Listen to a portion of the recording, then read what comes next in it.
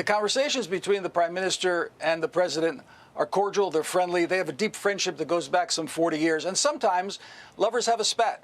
And sometimes the tension in the room and on the conversation can get a little heated. But for the most part, we're dealing with a very, very close collaborative effort between the United States and Israel. The Israeli ambassador to the United States, Michael Leiter, earlier on Special Report, talking about the relationship between Benjamin Netanyahu and President Trump.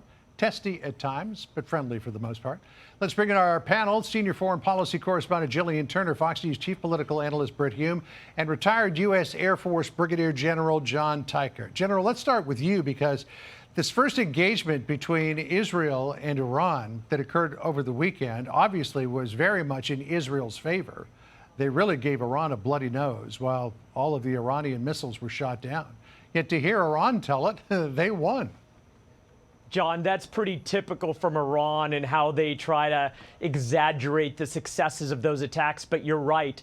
Those 10 ballistic missiles and then some follow-ons did no damage in Israel, but was a very significant threat to Israel and an escalation. And I'm glad that Israel responded in kind. You know, Britt, to hear the Iranian spokesman for the IRGC tell it, it's like they taught Israel and the United States a lesson.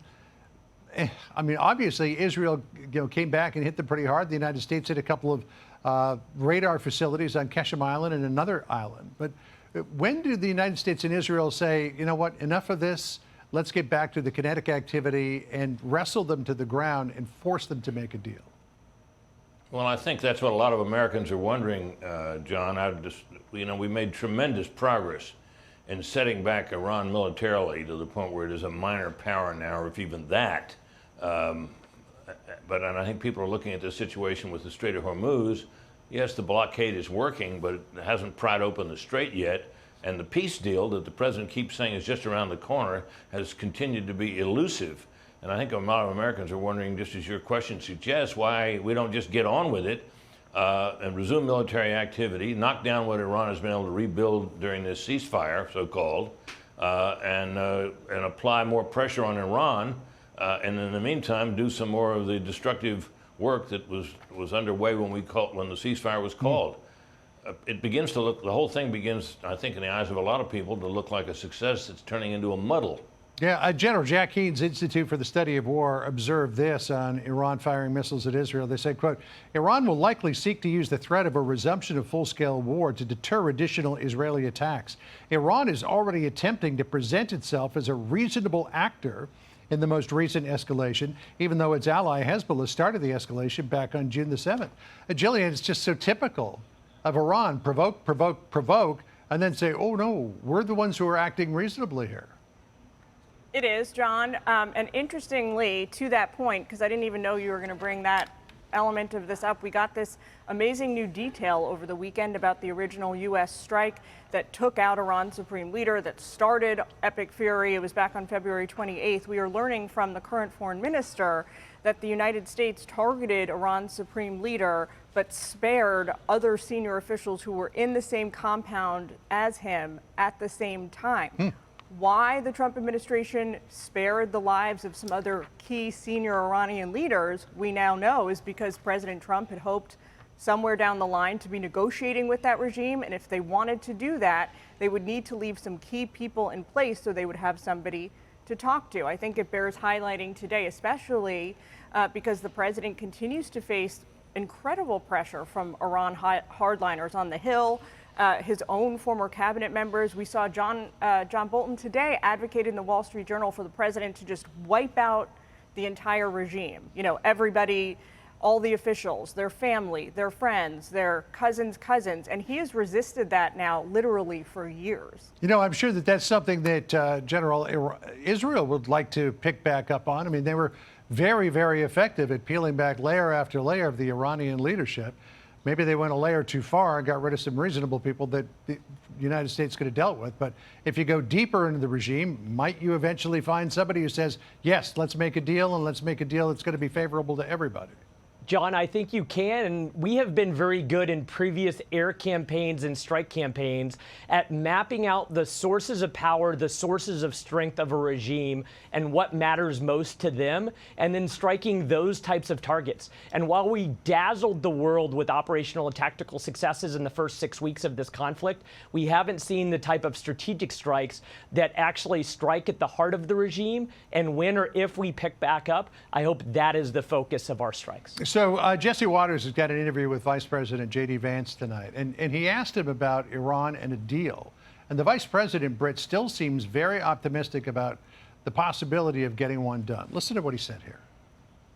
Let's be honest, Jesse, the Iranians don't want this war to continue. It's not in their best interest. And I think they're coming to the table, putting some real things on the table. We're, of course, going to verify it. But if we get to this deal, it's going to be a home run win for the American people. It obviously would be a home run, but what are the chances it's going to happen? Well, even if it does happen, John, you have the still fundamental question of whether any deal reached with Iran, with some regime or remnant of a regime, can be trusted. The Iranians lie, they cheat. Every word that comes out of the mouth of these Iranian officials over there, you have to regard with extreme skepticism. A lot of it is manifestly untrue, and their recent description of all the damage they did on the attack on Israel is a perfect example of it. So we still have the fundamental question of whether it's ever possible to get a verifiable deal with this regime. Well, the president's optimistic as well, which is one of the reasons why he's encouraging Israel and Hezbollah and Iran to all get along. This is what he put out on Truth Social. He said, quote, both sides, Israel and Iran, are looking to do an immediate ceasefire. Final negotiations on, quote, peace are proceeding, subject to ignorance or stupidity getting in the way. The blockade will remain in place and in full force and effect until a final deal is reached. Things should move quickly. We keep hearing about a deal. The president said maybe this past weekend one might have been done, Jillian. Obviously, it didn't get done. And it looks like, Iran is just back to its tried and true playbook of keep on pushing things back, keep on playing for time until the president gets stuck between a rock and a hard place. And I think that is a fair criticism of the administration here. I will, John, take us back to the same reporting in this Argacci interview I mentioned a moment ago to flag. It really underscores the idea that President Trump has been angling the United States towards these negotiations the entire time, the last 3 months, even at times when it appeared he preferred to use military force. He had these off-ramps carved in from the get-go, reached out, initial, devastating military strikes, obviously parlays the threat of real military engagement, but at the same time, he built in these off-ramps so that they could sit down at the table in the future. And the reality, as Britt just laid out, is that the Iranians are good at playing for time, but they are in nowheresville in terms of their military capabilities right now. General, militarily, final thought from you on where this is headed? John, I think that we need to make sure that we speak a language as we try to strike a deal that Iran understands, which is strength, capability, will, and resolve. And however we play this out diplomatically, economically, or militarily, that we need to make sure that they believe we've got strength of capability and will to get us a good deal. And Britt, real quick, can the president pull this off? I certainly hope so, John. All right. Thanks for being with us, folks. Appreciate it.